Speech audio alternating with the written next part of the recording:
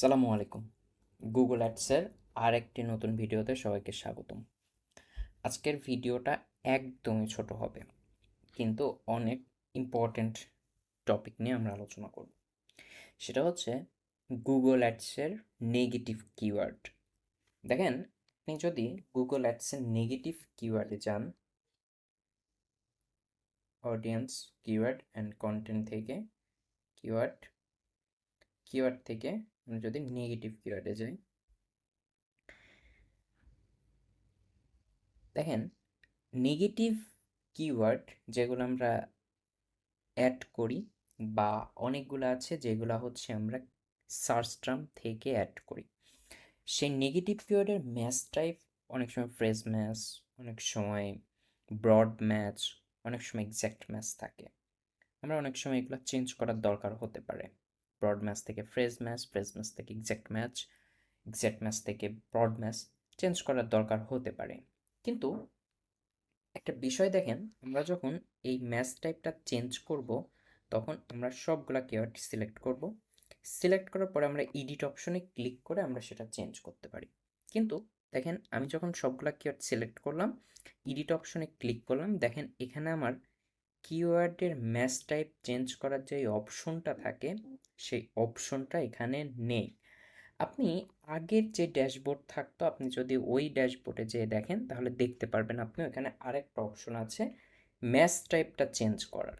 কিন্তু দেখেন এই ড্যাশবোর্ডে এটা নেই।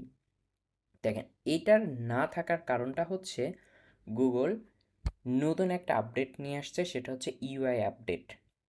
অর্থাৎ গুগল গত বছর গুগল অ্যাডসের এই ইনফ্রেস অনেক পরিবর্তন নিয়ে আসছে।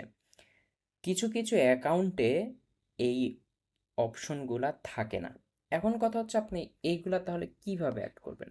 দেখেন এগুলা আপনাকে যখন আপনি সার্চ টার্ম চেক করবেন, সার্চ টার্মগুলো চেক করে যখন আপনার মনে হবে যে আপনার একটা কিওয়ার্ড,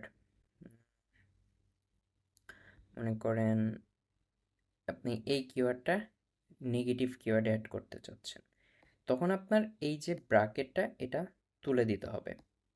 যদি আপনি ব্রড ম্যাচ করতে চান তুলে দিতে হবে। আপনার যদি মনে হয় যে না আমি এটা ডাবল কোটেশন দিয়ে অ্যাড করব, তাহলে কোটেশন দিয়ে দিতে হবে কেটে।